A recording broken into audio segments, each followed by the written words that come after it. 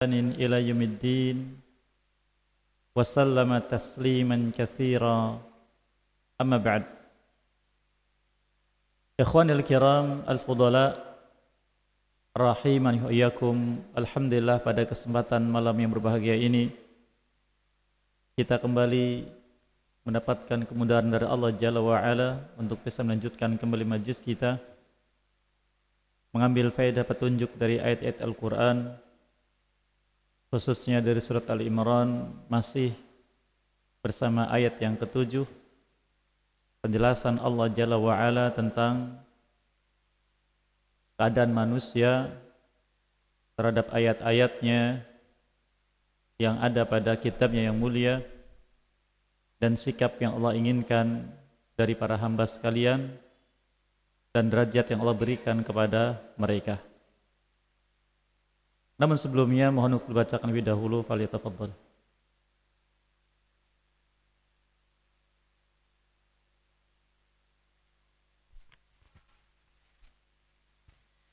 أعوذ بالله من الشيطان الرجيم. هو الذي أنزل عليك الكتاب منه آيات محكمات هن أم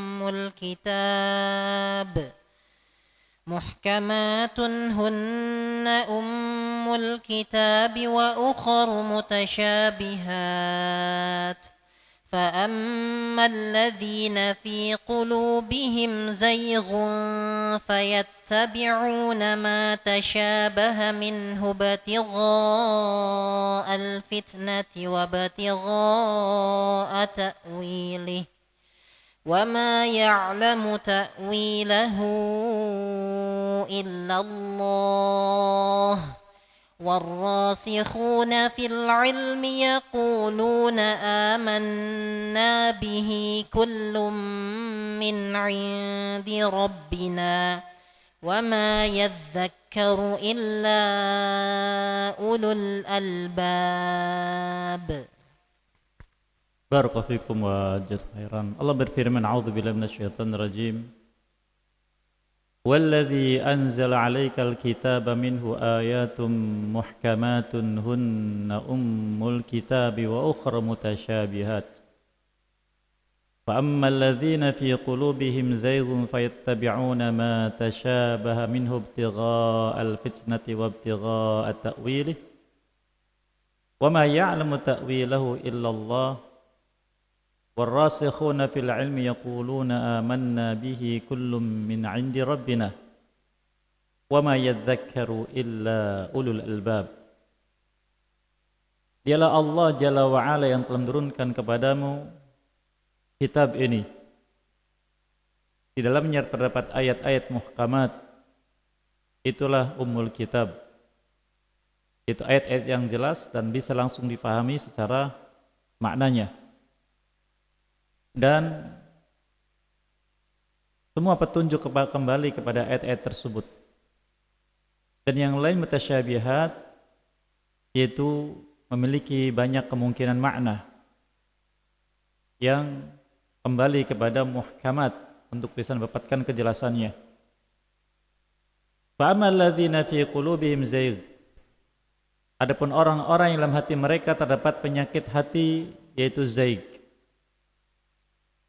maka mereka mengikuti apa yang mutasyabih tersebut karena mereka memiliki harapan untuk diri mereka dan juga untuk manusia.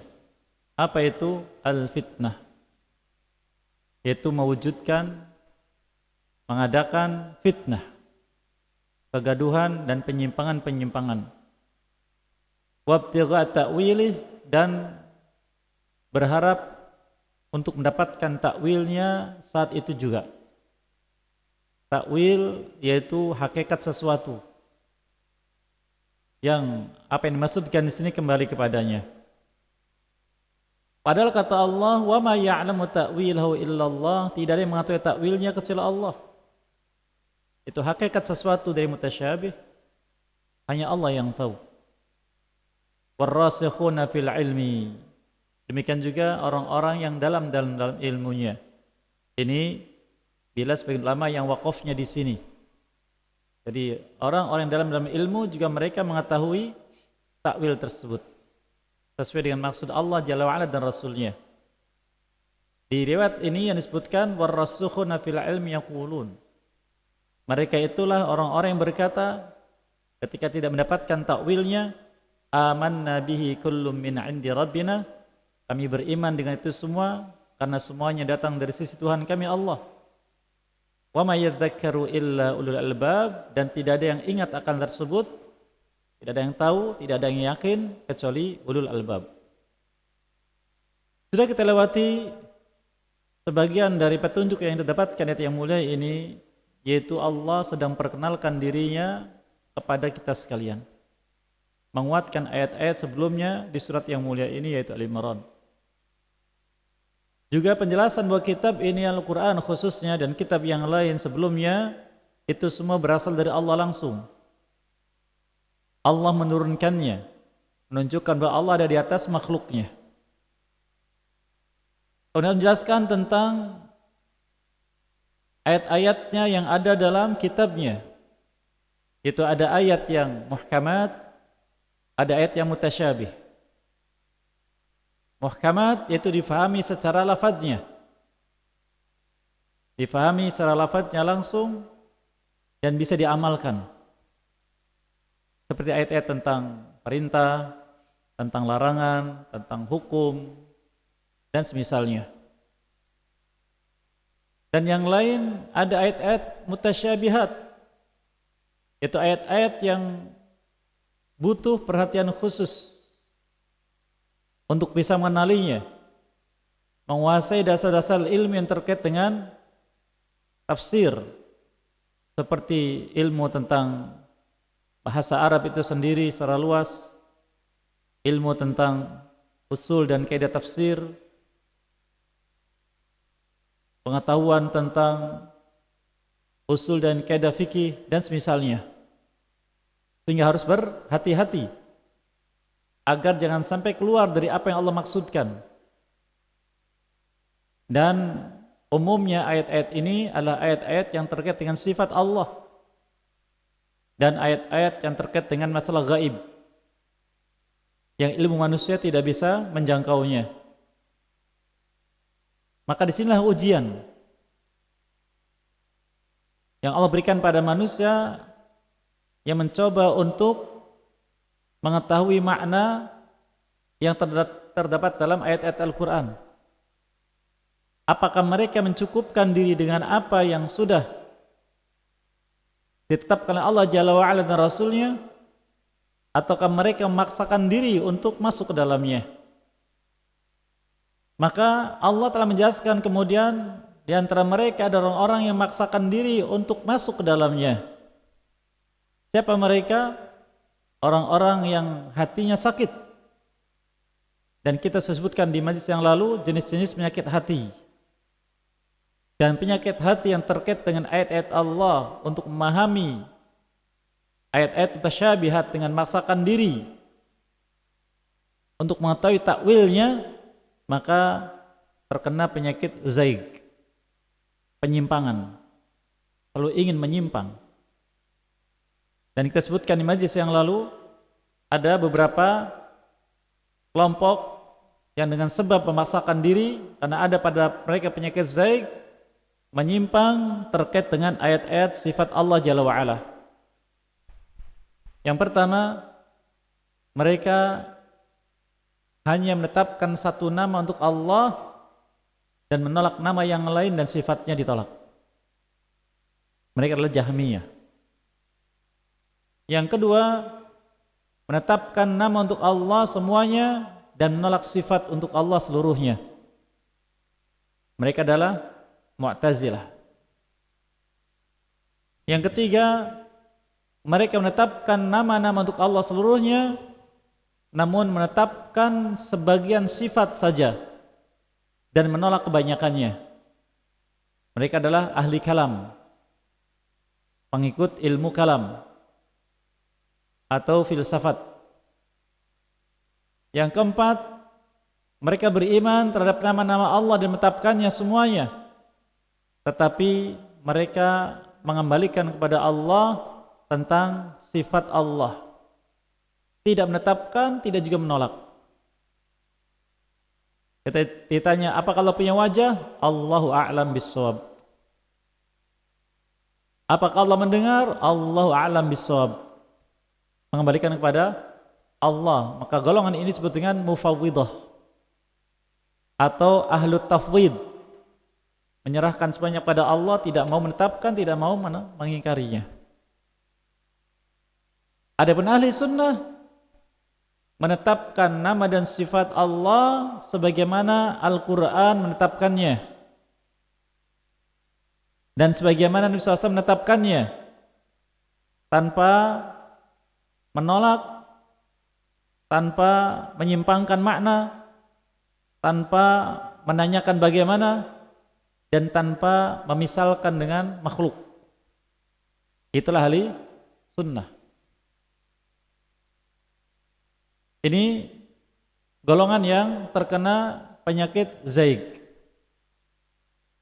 Mereka berusaha mengadakan fitnah, yaitu agar manusia menyimpang dari jalan Al-Quran, dari jalan Nabi SAW, dari jalan ulama-ulama terdahulu, agar menyimpang dan menghendaki takwil sekarang. Dan makna takwil Allah Jalla wa'ala sebutkan lafaz takwil ini dalam banyak ayat. Di antaranya Allah Jalla wa'ala menyebutkan di dalam firman-Nya, di antaranya di surat Al-A'raf ayat 53. Hal yanzuruna illa ta'wilah yauma ya'ti ta'wiluhu yaqulu alladzina nasuhu min qabl qad ja'at rusul rabbina bil haqq. Mereka itu manusia yang tidak beriman, tidaklah menunggu melainkan menunggu takwilnya, yaitu hakikat sesuatu yang dijelaskan tentang terjadinya hari kiamat, khususnya tentang kapan azab Allah turun. Maka pada hari datang takwilnya, yaitu datangnya apa yang Allah inginkan, mereka berkata, yaitu orang-orang yang melupakan ayat-ayat Allah, telah datang para Rasul Tuhan kami tentang masalah ini dengan benar. Jadi Allah sebutkan tentang sifat-sifat Allah Jalla wa'ala. Di dunia ini kita merasakannya, tapi tidak mendapati wujudnya kecuali nanti di akhirat. Itulah takwilnya. Di sini kita mendapati penjelasan Al-Quran tentang surga dan nikmatnya, tentang api neraka dan jenis azabnya, tapi tidak bisa diwujudkan dalam apa yang bisa dilihat. Maka nanti di akhirat akan melihatnya langsung. Itu takwil namanya, mendapati hakikatnya. Maka orang beriman, mereka bersabar dengan takwil tentang hal tersebut, karena akan datang masanya. Tapi mereka mengikuti zaid, memaksakan diri untuk sekarang, sesuai dengan maksud mereka. Demikian juga sebutkan surat Yusuf alaihissalam, makna takwil di ayat yang ke-100. Wa rafa'a abawahi 'alal 'arsy wa kharru lahu sujada. Qala ya abati hadza ta'wilu ru'yaya min qabl qad ja'alaha rabbi haqqan. Nabi Yusuf alaihissalam setelah orang tuanya dan saudara-saudaranya semuanya datang ke ibu kota Mesir zaman itu dan menempatkannya di singgasana, maka mereka semua anak-anaknya sujud kepadanya, penghormatan, bukan sujud ibadah. Karena di ajaran agama terdahulu, para nabi dan rasul, Allah masih mengizinkan sujud kepada manusia. Sedangkan di risalah Nabi kita Muhammad SAW tidak boleh. Maka Nabi Yusuf berkata, wahai ayahku, hada ta'wilu ru'yaya, inilah takwil mimpiku. Itu kenyataan. Kapan mimpinya? Waktu masih anak-anak. Takwilnya tidak saat itu, tapi menunggu setelah beliau dewasa. Baru terjadi dan dilihat. Ini sebagai gambaran. Dan masih banyak lagi ayat-ayat tentang hal tersebut. Jadi ulama mengatakan makna takwil asalnya adalah tafsir, penjelasan tentang hakikat sesuatu. Namun ketika terkait dengan ayat-ayat mutasyabihat, maka takwil di sini adalah makna yang menyimpang. Tidak seperti yang Allah inginkan dengan firman-Nya atau yang difahami oleh Rasul-Nya sallallahu alaihi wasallam. Maka takwil di sini mazmum, tercela terkait dengan hal tersebut. Oleh karenanya Nabi kita SAW menyebutkan dalam hadis Bukhari dan Muslim, fa idza ra'aital ladzina yattabi'una ma tashabaha minhu fa ulaikal ladzina sammallahu fahdharhum. Maka apabila engkau melihat orang-orang yang mengikuti ayat-ayat mutasyabih, waspadalah dari mereka. Karena itulah orang-orang yang Allah sebutkan di ayat ini. Jadi 4 jenis tadi yang saya sebutkan. Ada Jahmiyah, ada Mu'tazilah, ada ahli filsafat atau ahli kalam, dan ada Mufawwidah atau ahli tafwid. Termasuk tentang masa takdir. Itu golongan Qadariyah yang mengatakan Allah menciptakan manusia tidak dengan takdirnya, tapi takdir manusia lah, atau manusia lah menetapkan takdirnya masing-masing. Atau kebalikannya Jabriyah, mereka mengatakan Allah menciptakan manusia dengan takdirnya, dan barang siapa mengikuti takdir Allah berarti dia taat apapun takdirnya. Dan kalau Allah mengadab mereka maka Allah zalim kepada hambanya. Ini Jabriyah, menyimpang semuanya karena mengikuti takwil dari hawa nafsu mereka. Maka waspada. Kata Nabi SAW, fahdharhum, waspada dari mereka yang mengikuti ayat-ayat yang mutasyabih. Setelah Allah Jalla wa'ala menyebutkan tentang orang-orang yang tercela karena mengikuti ayat-ayat yang mutasyabih, maka Allah baru setelah itu menjelaskan bahwa takwil masalah tadi tidak ada yang tahu kecuali Allah. Tidak ada yang tahu kecuali Allah Azza wa Jalla. Maka jangan maksakan diri. Oleh karena sikap terhadap ayat-ayat mutasyabih yang diajarkan ulama kita adalah amirruha kama ja'at bila kaif. Biarkan ayat-ayat tentang sifat Allah seperti yang disebutkan dalam kitabnya, difahami lafadznya dan maknanya apa yang disebutkan. Jangan ada bagaimana. Apa bagaimana? Wujudnya seperti apa? Jangan, biarkan saja. Yaitu difahami sesuai dengan makna lafadznya dalam bahasa Arab. Contohnya, wa yabqa wajhu rabbika dzul jalali wal ikram di surat Rahman, dan akan kekal wajah Tuhanmu Allah Azza wa Jalla pemilik kemuliaan dan keagungan.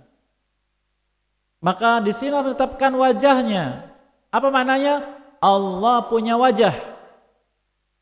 Tapi jangan dikaif. Jangan ditanya bagaimana wajah Allah, itu yang tidak boleh. Oleh karenanya patokannya ulama kita menjelaskan ada di surat Al-Anbiya. Di surat Al-Anbiya di ayat yang ke 23 ya, Allah firmankan la yus'alu amma yaf'alu wa hum yus'alun. Allah tidak ditanya tentang apa yang dia perbuat, tapi mereka lah yang akan ditanya. Sebelum mengatakan, kalau sudah terkait dengan sifat Allah, jangan tanya bagaimana atau mengapa. Jangan. Perkataan la yus'al, dia ditanya. Ditegaskan lagi di surat Asy-Syura ayat yang ke-11. Laisa kamitslihi syai'. Tidak ada yang semisal dengan Allah dari makhluknya, sedikit pun tidak ada.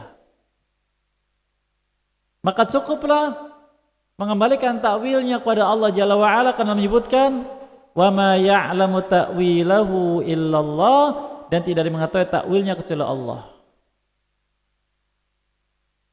Kamu beriman Allah punya tangan? Beriman. Karena Allah menyebutkannya dalam Al-Quran berulang kali. Kalau kamu beriman Allah punya tangan, bagaimana tangan Allah? Allah alam bisawab. Katanya bagaimana? Allah katakan laisa kamitslihi syai'. Tidak sama dengan Allah sedikit pun. Nah ini batasnya. Menetapkan makna sesuai dengan lafaz yang disebutkan dari sifat, tapi menyerahkan pada Allah wujud dan hakikatnya, karena belum pernah ada yang tahu. Ini batas yang Allah tetapkan di ayat yang mulia ini. Wa ma ya'lamu ta'wilahu illallah. Ditegaskan oleh Allah Azza wa Jalla, tidak mengetahui takwilnya, hakikatnya, wujudnya kecuali Allah Azza wa Jalla. Lalu Allah Jalla wa Ala menegaskan tentang sikap yang diinginkan dari orang-orang berilmu. Makanya penting dalam segala hal dalam agama ini, khususnya ilmu. Ilmu tentang makna yang Allah maksudkan dengan ayat-ayatnya. Sehingga ilmu tentang Al-Quran syaraf, bal asyraful ulum. Kemuliaan, bahkan ilmu paling mulia. Kenapa paling mulia? Karena yata'allaq bisifatillah, terkait dengan sifat Allah. Wahya kalamuhu, yaitu ucapannya, firmannya. Wa yata'allaq bibayanihi amma arada, dan terkait dengan penjelasannya dari apa yang dia inginkan, minal makhluqat, dari seluruh makhluk khususnya manusia. Maka asyraful ulum, ilmu paling mulia. Dan itu adalah ilmu yang mengantarkan seorang untuk bisa membaca Al-Quran, bisa memahami makna dengan benar, dan bisa mengamalkannya. Maka kalau kita belajar Al-Quran, belajar membacanya, belajar tajwidnya, belajar menghafalnya, belajar qiraatnya, belajar riwayatnya, belum cukup. Belum cukup. Sampai bisa memahami apa yang Allah inginkan. Yang kita sudah lewati contohnya. Apa yang Allah inginkan ketika dia berfirman Alif Lam Mim. Apa yang dia inginkan ketika Allah mengatakan Dzalikal kitabu la raiba fi. Apa yang Allah inginkan ketika dia berfirman Ihdinas siratal mustaqim. Apa yang dia inginkan ketika dia berfirman wa huwal azizul hakim. Wa kana Allahu ghafurar rahima. Nah ini penting untuk tahu. Lalu bagaimana amalnya sehingga akan menjadi mulia dengan itu. Dan Allah Jalla wa'ala tidaklah mengakui iman seseorang terhadap Al-Quran yang mengantarkan iman pada Allah Jalla wa'ala, melainkan apabila dia memahami maksud dari ayat Quran yang dibaca.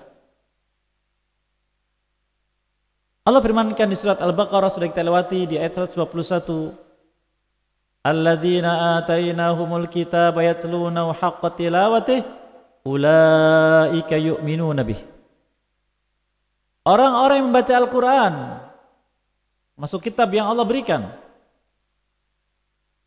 dengan sebenarnya membaca, yaitu memahaminya dan mengamalkannya, itulah beriman terhadapnya. Allah tegaskan juga hal tersebut di surat Muhammad SAW tentang hal tersebut di ayat yang ke-24. Afala yatadabbarunal Qur'an am ala qulubin aqfaluha. Tidakkah mereka mau melakukan tadabbur terhadap Al-Qur'an? Apa tadabbur? Membacanya dan memahaminya serta mengetahui bagaimana mengamalkannya. Tadabbur. Atau hati mereka terkunci. Oleh karena apabila kita sekedar cukup membaca, tidak berusaha memahami, maka kadang kita membaca ayat yang mencela diri kita sendiri. Mencela diri kita sendiri. Contohnya seorang pedagang yang baca ayat Al-Quran, wailul lil mutaffifin. Wail, kecelakaan bagi mutaffif. Itu orang yang mengurangi timbangan dan ukuran. Ternyata dia ketika berdagang, timbangannya dikurang-kurangi. Dia tidak sadar membaca ayat mencela dirinya sendiri. Atau ayat wailul likulli humazatil lumazah. Celaka orang-orang yang suka mengumpat dan merendahkan orang lain, baik dengan ucapan atau isyarat. Kata dia, misalkan kalau lihat ada orang yang berjenggot, tangannya begini, mengolok-olok dari belakang, merendahkan, melecehkan. Nah ini, dia baca ayatnya mencela dirinya sendiri, maka jangan. Sehingga bagaimanapun kita hendaknya berusaha untuk bisa memahami ayat yang kita baca.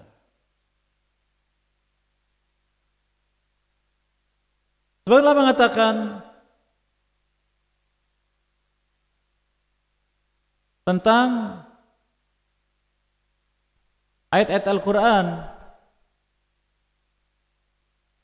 mereka sebutkan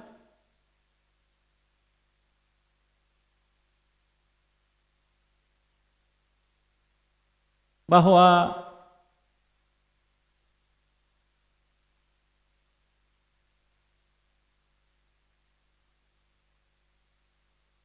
ayat-ayat Al-Quran intinya mengandung 3 petunjuk. Ayat Al-Quran intinya mengandung 3 petunjuk. Yang pertama, memperkenalkan Allah kepada hamba-hambanya dari sisi nama-namanya dan sifat-sifatnya. Contohnya ayat-ayat yang kita sudah lewati. Yang kedua, menjelaskan tentang syariatnya, yaitu perintah dan larangannya. Dan yang ketiga, menjelaskan tentang balasan yang sudah Allah persiapkan dan akan Allah berikan kepada para hambanya yang mengikuti petunjuknya dengan kebaikan, yang meninggalkannya dengan keburukan. Maka contohnya kita dapatkan dalam Al-Quran kisah-kisah kaum terdahulu, bagaimana mereka mendapatkan akibat buruk dari perbuatan mereka, ya, karena mereka mengingkari dan menentang para nabi dan rasul yang diutus, serta menentang, menolak kitab Allah yang Allah turunkan. Kemudian sebelumnya menyebutkan, diriwayatkan dari Ibnu Abbas radhiyallahu anhu tentang tafsir Al-Quran, di mana beliau mendapatkan doa dari Nabi SAW, Allahumma faqihu fid din wa 'allimhu ta'wil. Ya Allah, jadikan anak ini faqih dalam agamanya dan ajari dia ta'wil Al-Quran, yaitu tafsirnya. Beliau katakan, at-tafsiru ala arba'ati anha. Tafsir Quran itu ada 4 jenis. Tafsir Quran ada 4 jenis. Fatafsirun la yu'dzaru ahadun fi fahmihi. Tafsir ayat-ayat yang setiap muslim tidak ada uzur untuk memahaminya. Tidak ada uzur untuk memahaminya. Tadi kita sebutkan tentang mengenal Allah dari nama dan sifatnya, tidak ada uzur. Kita harus kenal Allah SWT. Disebutkan di yang lalu, di antaranya isyarat dari Allah SWT kalau kita baca ayat Allahu diawali dengan lafaz ini, nama ini, maka kita berhenti dulu karena Allah sedang memperkenalkan dirinya kepada kita. Maka tidak ada uzur untuk tidak kenal siapa Allah Jalla wa'ala. Yang kedua, ayat memperkenalkan syariatnya. Tidak ada uzur. Syariat salat, syariat zakat, syariat siam, syariat haji, syariat birrul walidain, syariat silaturahim dan sebagainya. Tidak ada uzur. Harus tahu.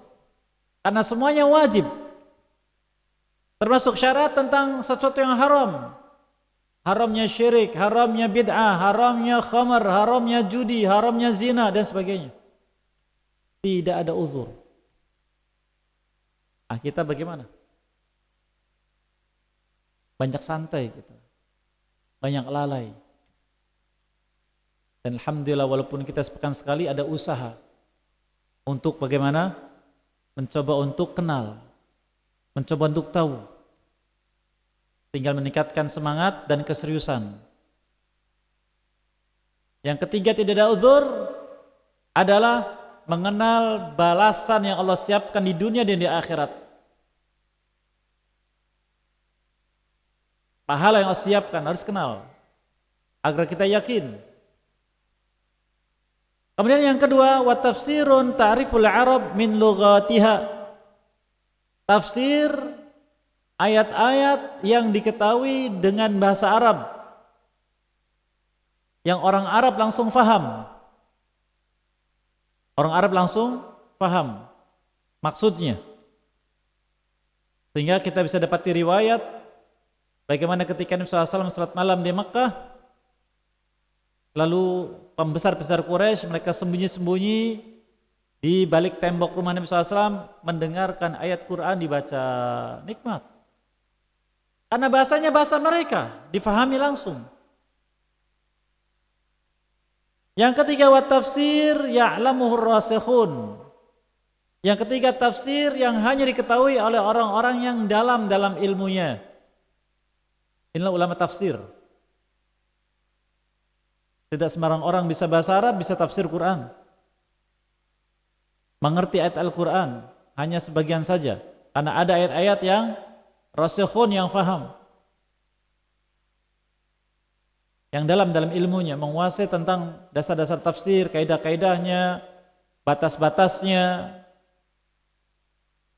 Dan yang keempat, la ya'lamu illallah azza wajal, dan tafsir yang hanya Allah yang mengetahuinya. Hanya Allah yang tahu. Itu tentang sifat-sifat Allah khususnya. Nah, ini gambarannya. Kemudian Allah Jalla memberikan petunjuk pada kita sekalian sikap yang Allah inginkan dari hambanya dan digolongkan rasikhuna fil ilmi, pujian dari Allah Jalla wa'ala. Oleh karenanya untuk bisa mencapai derajat ini harus kita hadirkan bagi diri kita beberapa unsur. Yang pertama, ilmu. Ilmu terkait dengan ayat-ayat Al-Quran. Yang kedua, iman terhadap ayat-ayat Al-Quran. Yang ketiga, kejujuran, mengakui kebenaran ayat Al-Quran. Yang keempat, amanah, untuk menunaikan petunjuk ayat Al-Quran. Dan yang kelima, kesungguhan untuk bisa mengamalkan petunjuk ayat Al-Quran. Ini golongan rasikhuna fil ilmi. Mana yang ada pada kita, ini kita senantiasa evaluasi. Allah firmankan warasikhuna fil ilmi yaqulun, sampai mereka membuat kesimpulan, amanna bihi, kami beriman dengan itu semua. Kalau kita lihat tadi tafsir atau penjelasan sahabat yang mulia Ibnu Abbas radhiyallahu anhu, tafsir Quran ada 4 macam. Yang pertama, yang tidak boleh seorang pun tidak tahu, itu tentang Allah Jalla wa'ala, nama dan sifatnya secara umum, tentang syariatnya, tentang balasan. Kemudian yang kedua, tafsir yang diketahui oleh orang yang menguasai bahasa Arab. Dan yang ketiga, tafsir yang diketahui oleh khusus orang-orang yang berilmu. Maka mereka rasikhuna fil ilmi sampai tahap yang ketiga. Ketika tahap yang keempat, tafsir yang hanya Allah yang tahu, tentang bagaimana sifat Allah, bagaimana surga dan neraka, bagaimana kejadian di mahsyar, hari kiamat, hanya Allah yang tahu. Maka walaupun dalam ilmu rasikhuna fil ilmi, mereka terbatasi, tidak bisa menjangkaunya, mereka mengungkapkan kesimpulan amanna bihi, kami beriman dengan ayat-ayat ini semua. Kullun min 'indi rabbina, karena semuanya datang dari Tuhan kami Allah Azza wa Jalla, tidak berani masuk. Tidak berani masuk. Namun sangat disayangkan pada zaman ini, khususnya di mana media berkembang pesat, ada tuntutan untuk menggambarkan. Ada ceramah lewat televisi atau lewat video tentang masalah api neraka, ditampilkan tentang gambaran-gambaran orang di azab, wala'udzubillah. Takwil, jangan dihadirkan. Dibacakan ayat-ayat tentang surga, dihadirkan tentang taman-taman yang indah, orang-orang yang mandi di laganya dan sebagainya. Jangan. Takwil, ada batas, kita tidak boleh seperti itu. Jangan melampaui batasnya. Karena itu hanya Allah yang tahu. Allah sudah tegaskan dalam diskusi tentang surga. A'dadtu li'ibadiyas salihin ma la 'ainun ra'at wa la udhunun sami'at wa la khatar fil qalbi bashar. Aku sudah persiapkan bagi hambaku yang saleh di akhirat nikmat yang belum pernah dilihat oleh mata. Loh, kenapa digambarkan? Allah katakan tidak pernah dilihat oleh mata, kenapa digambarkan?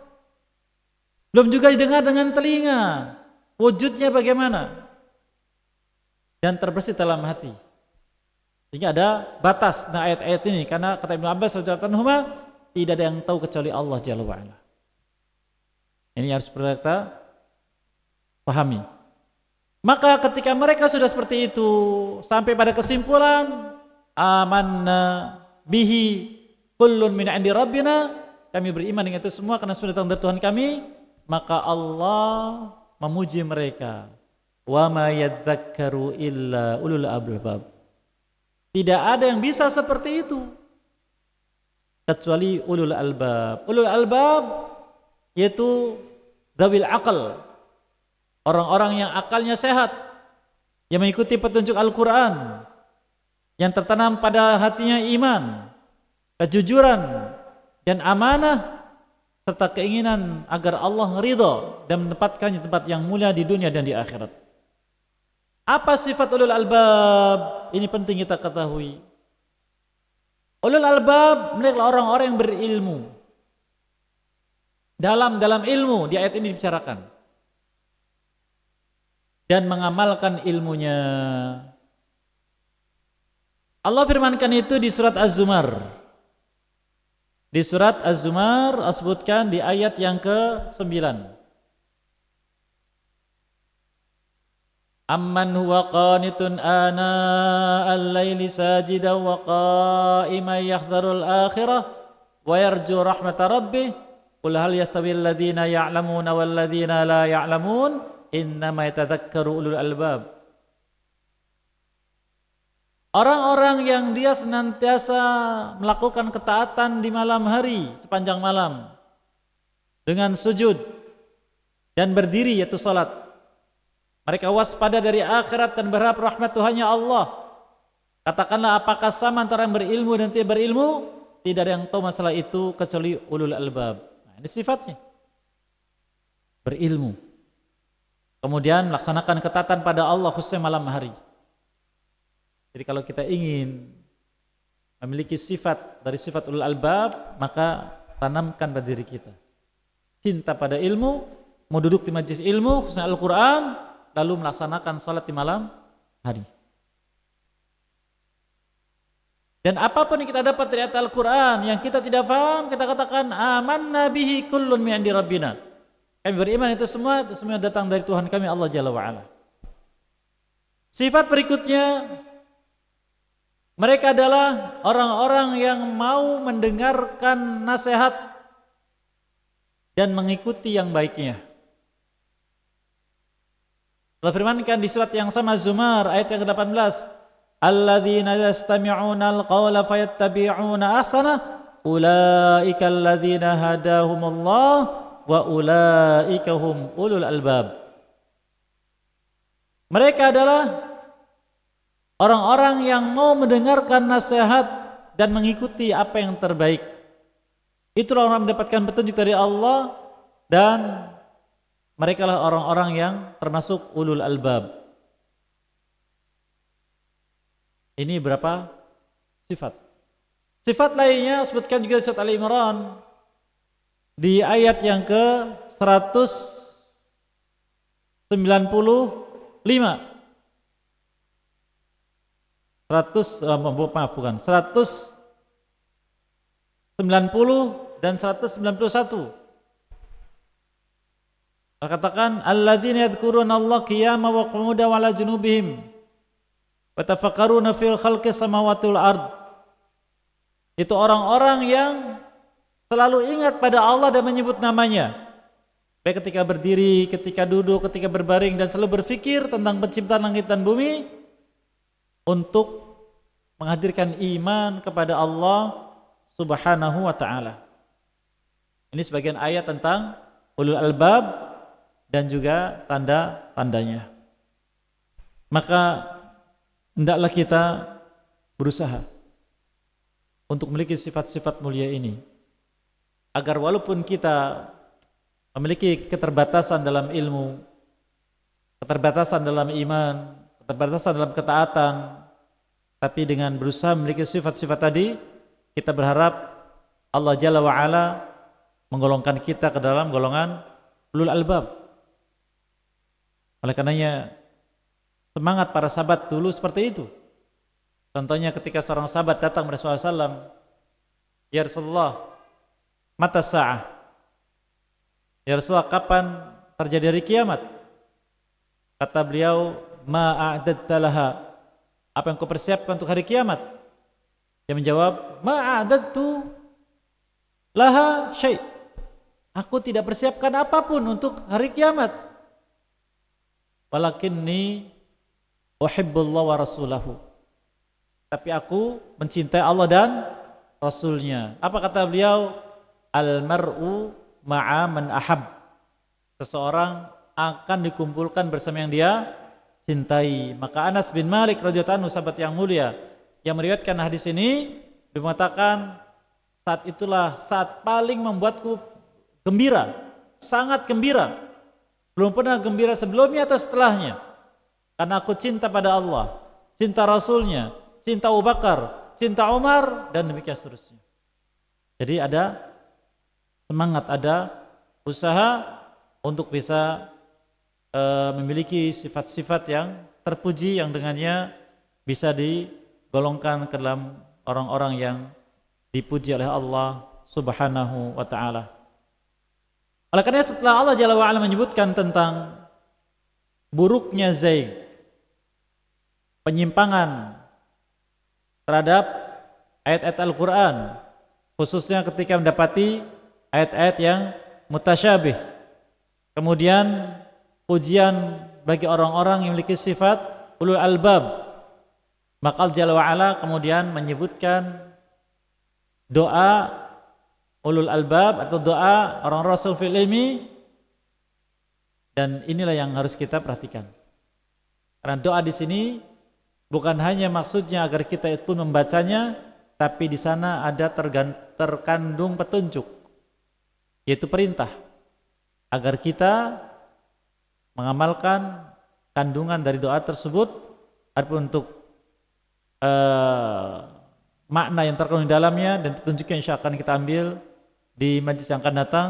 Demikian, apa yang baik semua diberkahi dan dimudahkan mengamalkannya, dan apa yang keliru semua dimaafkan dan diampuni dosa kita sekalian. Dan barangkali ada yang ingin disampaikan, maka dipersilahkan nanti setelah adzan Isya.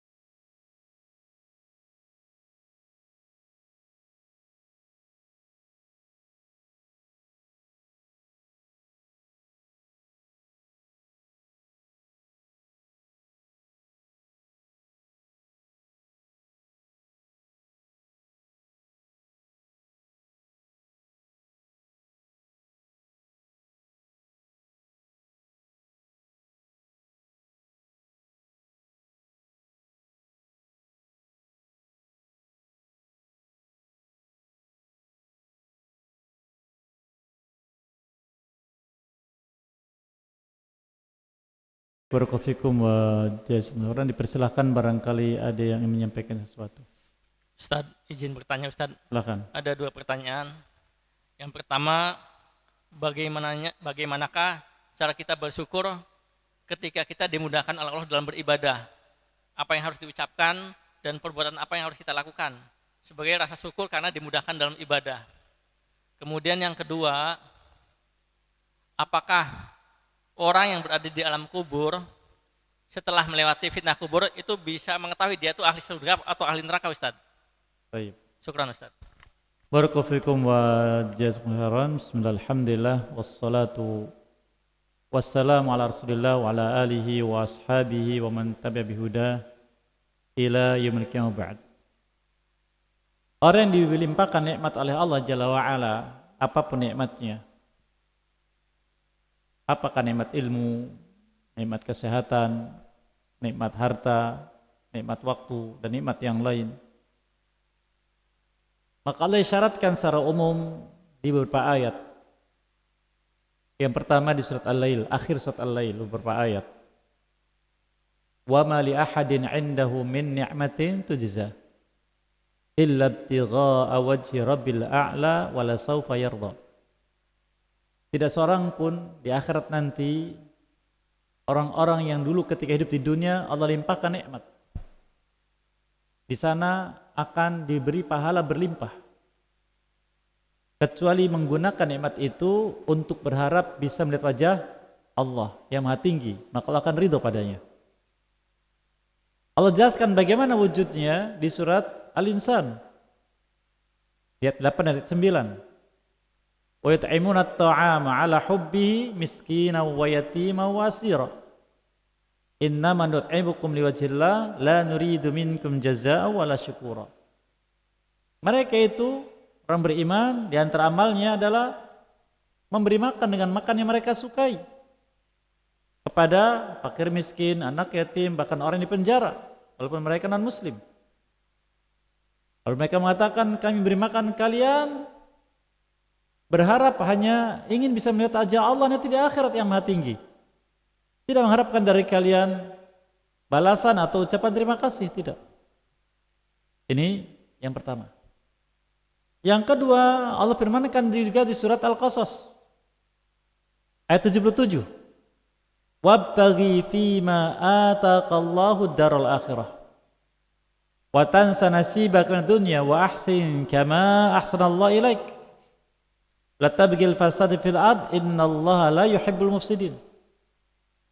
Dalam kau berharap atau mencari dengan apa yang Allah karuniakan kepadamu dari dunia ini untuk mendapatkan akhirat, dan jangan kau lupakan bagianmu dari dunia, maka berbuat baiklah. Nah, ini petunjuknya, berbuat baiklah kepada sesiapapun sebagian Allah berbuat baik kepadamu, dan jangan mencari-cari kesempatan untuk berbuat kerusakan, itu maksiat, karena Allah tidak menyukai orang suka berbuat kerusakan.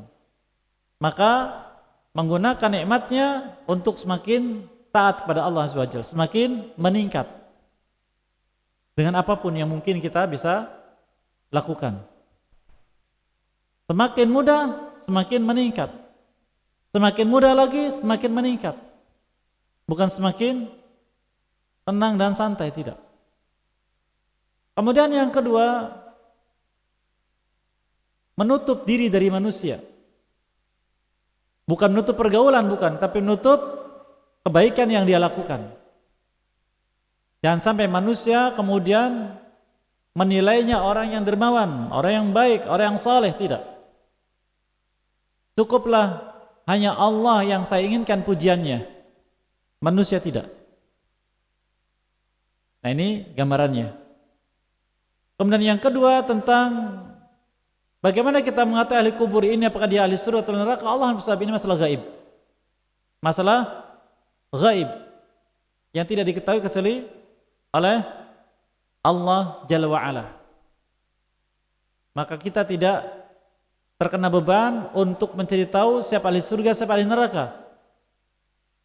Sudah kita lewati di Al-Baqarah di juz yang akhir, juz yang pertama, ya, tentang bahwa amal kita untuk kita sendiri. Jadi kita tidak disibukkan dengan amal orang lain. Oleh karena apabila kita mendapati keburukan orang lain, maka adalah kita memohonkan ampun untuk diri kita sendiri, kemudian untuk pelakunya.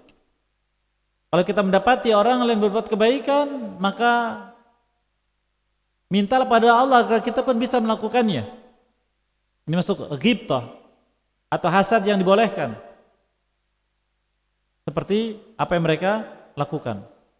Adapun mencari tahu tentang berita orang lain bagaimana, maka Allah katakan tilka ummatun qad khalat laha ma kasabat walakum ma kasabtum wala tusaluna amma kanu ya'malun. Itulah umat yang sudah lewat terdahulu. Bagi mereka bagian apa yang mereka amalkan dari kebaikan. Untuk kalian pun demikian. Dan kalian tidak ditanya tentang apa yang sudah mereka amalkan dahulu. Demikian Allah SWT. Cukup ya ikhwah, demikian. Jazakumullahu barakallahu fikum wa Muhammadin wa ala alihi wa sahbihi ajma'in wa akhu da'wana alhamdulillahi alamin subhanahu wa bihamdik asyhadu an la ilaha illa anta astaghfiruka wa atubu ilaik. Assalamualaikum warahmatullahi wabarakatuh.